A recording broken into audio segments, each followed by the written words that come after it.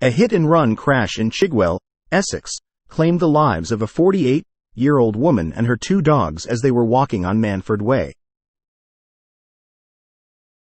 The incident involved a white Seat Leon, and despite emergency services responding promptly, the woman was pronounced dead at the scene. The Metropolitan Police are appealing for information, urging witnesses to come forward.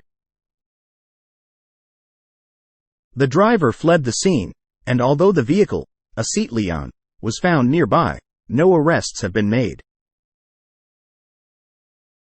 Authorities are actively seeking the registered owner, and the victim's family is receiving support from specialist officers.